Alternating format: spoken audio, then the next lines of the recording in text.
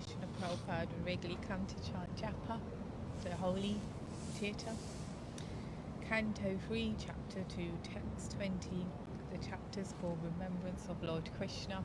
In case you're wondering, it is It's so far the hottest day of the year. Yeah. A bit much for me, but... Alright, let's say the invocation. Om Namo Bhagavate Vasudevaya. Om Namo Bhagavate Vasudevaya. Om Namo Bhagavate Vasudevaya. Right, text 20. Certainly others who were fighters on the battlefield of Kurukshetra were purified by the onslaught of Arjuna's arrows. And while seeing the lotus-like face of Krishna so pleasing to the eyes, they achieved the abode of the Lord. Proper. The Supreme Personality of Godhead, Lord Sri Krishna, appears in this world for two missionary purposes: to deliver the faithful and to annihilate the miscreants. But because the Lord is absolute, his two different kinds of actions, although apparently different, are ultimately one and the same. His annihilation of a person at Shishupal is as auspicious as his actions for the protection of the faithful. All the warriors who fought against Arjuna but who were able to see the lotus-like face of the Lord on the battlefield achieved the abode of the Lord, exactly as the devotees of the Lord do. The words pleasing to the eyes of the seer are very significant. When the warriors from the other side of the battlefield saw Lord Krishna at the front, they appreciated his beauty and their dormant instinct of love of God was awakened. Shishupal saw the Lord also, but he saw him as his enemy, and his love was not awakened. Therefore, Shishupal achieved oneness of the Lord by merging in the impersonal glare of his body, called the Brahma Jyoti. Others who were in the marginal position, being neither friends nor enemies, but slightly in love of Godhead, by appreciating the beauty of his face, were at once promoted to the spiritual planets, the Vaikunthas. The Lord's personal abode is called Goloka Vrindavan, and the abodes where his plenary expansions reside are called the Vaikunthas, where the Lord is present as Narayan. Love of Godhead is dormant in every living entity, and the entire process of devotional service unto the Lord is meant for awakening this dormant eternal love of Godhead. But there are degrees of such transcendental awakening. Those whose love of God is awakened to the fullest extent go back to the Goloka Vrindavan planet in the spiritual sky, whereas persons who have just awakened to love of Godhead by accident or association are transferred to the Vaikuntha planets. Essentially, there is no material difference between Goloka and Vaikuntha, but in the Vaikunthas, the Lord is served in unlimited opulence, whereas in Goloka, the Lord is served in natural affection. You had some thought or question there? Yeah, it's interesting. It says you go to Vaikuntha. Where is it? Where's it go? Those whose love of God is awakened to the fullest extent, go back to Goloka Vrindavan planet in the spiritual sky, whereas persons who have just awakened to love of Godhead by accident or association are transferred to the Vaikuntha planets. Yeah, so it says persons who have just awakened. What is just awakened, which means that it's not full. Yeah. But love of Godhead has awakened. Right. So prema, you're not getting back to Godhead without coming to the platform of prema. So what is that, the Bhava Bhakti stage? No, Bhava Bhakti is before prema. No, I know. So what is this? No, that's still prema. You're not going back to Godhead just from the Bhava Bhakti stage, because that's the upper stage of sadhana. Yeah. Okay, so what I'm saying is, whereas persons who have just awakened to love of God, so that's Bhava Bhakti, because they say that Bhava Bhakti is the glimpses, like the sun rays of the sun. It's not the sun is prema. And the rays, when you see the rays, you know the sun is there. It's coming. So I'm just trying to ascertain, is that the level of Bhava Bhakti, and then that gets you to Vaikuntha. Yeah, and that's why I said no, because you're not going back to Vaikuntha from the stage of Bhava Bhakti. So what are you going back to? You're going back again to figure it out and get to prema, because you're only going back to Godhead when you achieve the level of prema, as far as I've understood. That's one of the things that Shiva Maharaj speaks about in his new book. That I'm doomed. Well, no. The point is that you come to the platform of Baba. I mean, Baba by name. Bharat Maharaj was already on the Bhava Bhakti on the Bhava Bhakti platform, and he took birth as a deer. Well, that's what I mean. So we're doomed. Well, I know that's what I do. That's what I'm trying to explain. Oh. You have to. So when it says the awakening of love of Godhead, okay, I get your point, and that makes sense. Then transferred to the Vaikuntha planets, but still you're not getting out of the material world until you achieve. I guess you can. Yeah, maybe. Yeah. Maybe. Yeah. True. Anyway, we probably need to just work to get to the platform of Nishta. That's being true. fixed. Maybe even get to an Artana Vritti might be good. I'm acting like I'm on the Bhava Bhakti platform. I'm like, where do I go with that ticket? Just because your name's Bhava Bhakti, don't mean. No, I don't mean it's because of my name, jeepers. Someone's name could be Krishna. I don't mean they're Krishna, does it? Let's see what Prabhupada says. All right. This love of Godhead is awakened by the association of pure devotees of the Lord. Here the word Partastra Putaha is significant. Those who saw the beautiful face of the Lord on the battlefield of Kurukshetra were purified first by Arjuna when he made his onslaught with arrows. The Lord appeared for the mission of diminishing the burden of the world, and Arjuna was assisting the Lord by fighting on his behalf. Arjuna personally declined to fight, and the whole instruction of the Bhagavad Gita was given to Arjuna to engage him in the fight. As a pure devotee of the Lord, Arjuna agreed to fight in preference to his own decision, and thus Arjuna fought to assist the Lord in his mission of diminishing the burden of the world. All the activities of a pure devotee are executed on behalf of the Lord, because a pure devotee of the Lord has nothing to do for his personal interest. Arjuna's killing was as good as killing by the Lord himself. As soon as Arjuna shot an arrow at an enemy, that enemy became purified of all material contaminations. Wow. And became eligible to be transferred to the spiritual sky. So if you get an arrow shot at you by Arjuna, then you don't. So why are we doing all this? Yeah, why don't we just get killed by devotee? Well, there's a thing I was just reading where it says that basically either one has to become fall in love with Krishna or become extremely inimical, but you'd have to be very inimical. So that's the thing. I don't know. Those warriors who appreciated the lotus feet of the Lord and saw his face at the front had their dormant love of Godhead awakened, and thus they were transferred at once to the Vaikuntha Loka, not to the impersonal state of Brahmajyoti, as was Shishupal. Shishupal died without appreciating the Lord, while others died with appreciation of the Lord. Both were transferred to the spiritual sky, but those who awakened to love of God were transferred to the planets of the transcendental sky. Uddhava seemingly lamented that his own position was less than that of the warriors on the battlefield of Kurukshetra, because they had attained to Vaikuntha, whereas he remained to lament the disappearance of the Lord.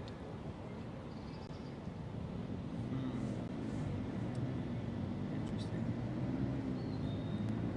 Yeah, so Uddhava, even though he's much more advanced and has real pure love for Krishna, he's lamenting that he wound up having to stick around, and all the persons on the battlefield of Kurukshetra, they got to go back.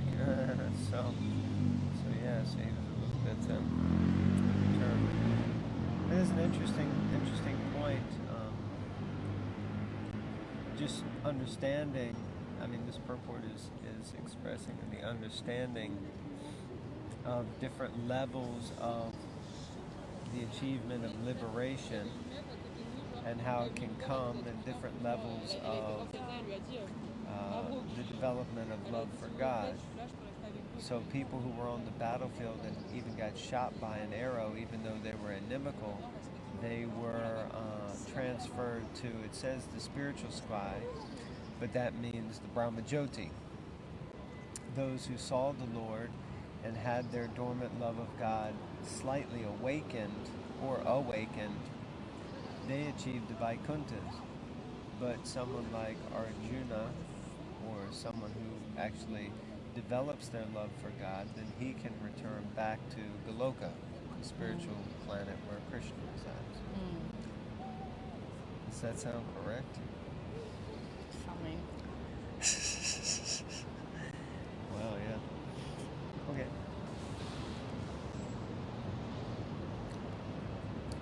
Text 21. Lord Sri Krishna is the Lord of all kinds of threes, and is independently supreme by achievement of all kinds of fortune. He is worshipped by the eternal maintainers of the creation, who offer him the paraphernalia of worship by touching their millions of helmets to his head. Is that right? Triadasa, Lord of the three. Lord Sri Krishna is so mild and merciful as described in the above verses, and yet he is the Lord of all kinds of threes. He is the supreme Lord of the three worlds, the three qualities of material nature, and the three Purushas. Karanadakshay, Garbhadakshay, and Kshirodakshay.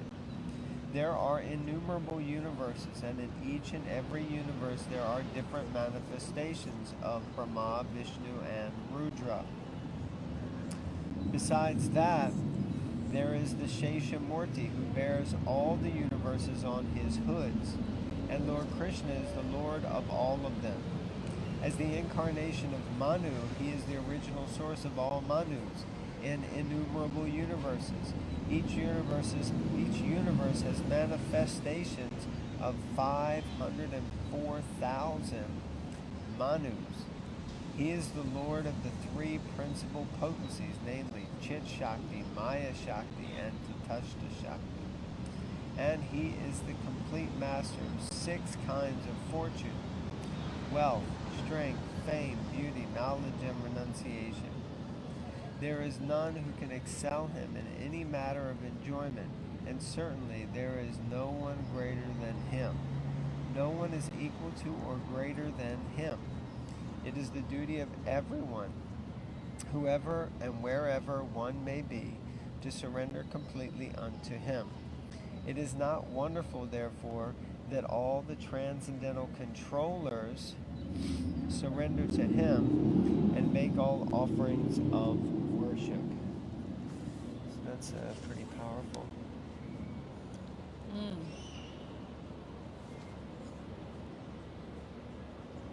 Okay, text 22. Therefore, O Vidura, does it not pain us, his servitors, when we remember that he, Lord Krishna, used to stand before King Ugrasena, who was sitting on the royal throne, and used to submit explanations before him, saying, O my Lord, please let it be known to you. Purport.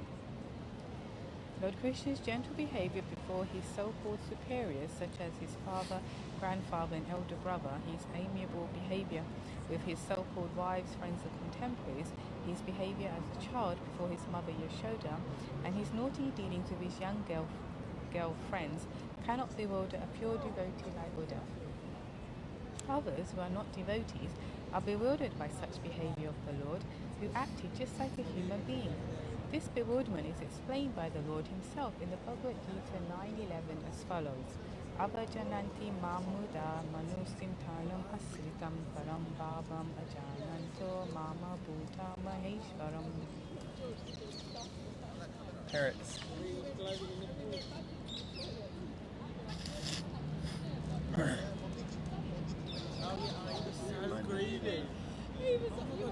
Persons with a poor fund of knowledge belittle the personality of Godhead,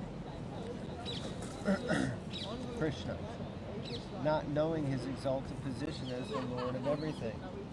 In Bhagavad Gita, the Lord has explained his position clearly. But the demoniac atheistic student squeezes out an interpretation to suit his own purpose and misleads unfortunate followers into the same mentality. Such unfortunate persons merely pick up some slogans from the great book of knowledge, but are unable to estimate the Lord as the Supreme Personality of Godhead. Pure devotees like Uddhav, however, are never misled by such atheistic opportunities. So, let's see.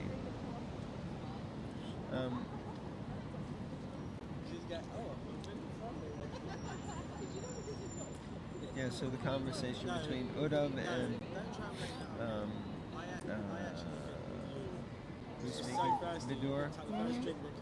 So they're still conversing and remembering Krishna, and used to submit explanations before him. He was saying, "Oh my Lord, please let it be known to you." Anyway, very interesting. Text 23. Alas, how shall I take shelter of one more merciful than he who granted the position of mother to a she-demon, Putana, although she was unfaithful, and she prepared deadly poison to be sucked from her breast. That's famous verse. Purport. Here is an example of the extreme mercy of the Lord, even to his enemy. It is said that a noble man accepts the good qualities of a person of doubtful character, just as one accepts nectar from the stock of poison. In his boyhood, he was administered deadly poison by Putana, a she-demon who tried to kill the baby, the wonderful baby. And because she was a demon, it was impossible for her to know that the Supreme Lord, even though playing the part of the baby, was no one less than the same Supreme Personality of Godhead. His value as a Supreme Lord did not diminish upon his becoming a baby to please his mother Yashoda. The Lord may assume the form of a baby or a shape other than that of a human being, but it doesn't make the slightest difference. He is always the same Supreme. A living creature, however powerful he may become by dint of severe penance, can never become equal to the Supreme Lord. I think this is an interesting statement. It is said that a noble man accepts the good qualities of a person of doubtful character, just as one accepts nectar from a stock of poison. And in that one book that I'm reading, that it talks about that principle of trying to find the talent or that spark of God's splendor in everyone, and seeing what it is that they have to offer in the service of Krishna. And in that way, we really become like, say, talent hunters or talent magnets. You know, we attract people because we want to bring out the best in them. Everybody has faults. We all have so many different faults and limitations and obstacles and so many things that debilitate us in so many ways. But yeah, but really we want to be around people who try to focus on and highlight that good and bring that good out, you know. It's not always easy, because for some people we never think about ourselves, but for other people then we may only be able to see how much fault there is, really, you know. But of course we would never think anyone sees any fault in us. We always think ourselves perfect. That's the nature of the false ego. In the purport. Lord Krishna accepted the motherhood of Putana because she pretended to be an affectionate mother, allowing Krishna to suck her breast. The Lord accepts the least qualification of the living entity and awards him the highest reward. That is the standard of his character. Therefore, who but the Lord can be the ultimate shelter? So, good point. We can't pretend, we can't imitate the Lord, but we can follow in his footsteps.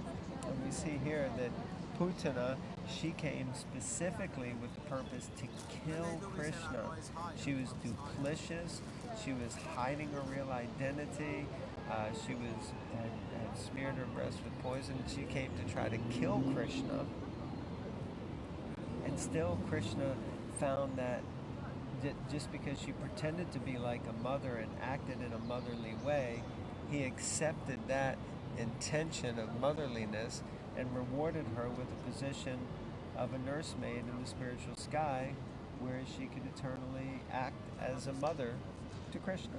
So that's the nature of Krishna, that he's always trying to find the good in others rather than focusing on the bad, you know. Any thoughts? Yeah. But you couldn't apply that to the material world, just because it is a material world and it would be chaos. What do you mean? Well, let's just take that example of Putana. So someone comes, I mean, in Indian families, you know, definitely it's a lot of familiarity with, you know, brothers, sisters, their kids. You can, I mean, definitely in my family, I can critique the nieces, the nephews and nieces, you know, as a mother. Don't do that, you know. Obviously I won't go and feed them, but if I did something wrong, I don't know if my brothers and sister-in-laws would be like, you know, let's just see the good she did and allow it. Yeah. Okay, you know? I see your point. So you're saying basically someone came to try to kill your child. Yeah. Would you be like, oh, that's okay. At least they tried to kill it in a nice way. Something like that. Yeah, or forgiveness or what, you know? Well.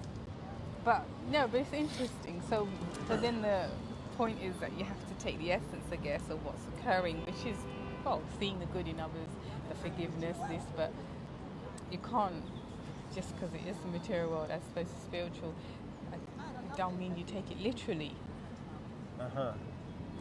Yes, yeah. You know, the lessons to come out of Krishna's pastimes, but you can't take it literally, because then you'd have to surely have a like for like. So you'd have to have such a heinous, horrible situation. This woman comes, or a man, and does this and that.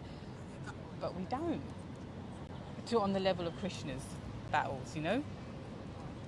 But what are the lessons I've got to learn from Krishna Leela and all the pastimes? There's so many lessons, especially all the demons are acquainted with different anatas, so there are lessons to learn, and that's what I get out of it, you know? Because the playing field is not level. Yeah, I'm not sure if I quite understand the not level playing field. Like, well, the point, Krishna, between Krishna and his associates and us. Yeah. But the lessons are there, and that's what I understand why we study and read the Sastra, like Chaitanya Charitamrita and Bhagavatam, because Krishna's doing all this for us to learn and extract what we can. Yeah, so I guess, you know, the thing is that the biggest, let's say, miraculous transformations in lives of people is when they've come from like a very degraded or, you know, let's say, hellish kind of background, and somehow they transform. And that only happens because someone is willing to try to really desperately see the good in them and water that good and try to make, you know, like that. So, but of course it doesn't mean that, I mean, if we look at the like for like kind of things, I mean, Putana didn't get away with it. He killed her.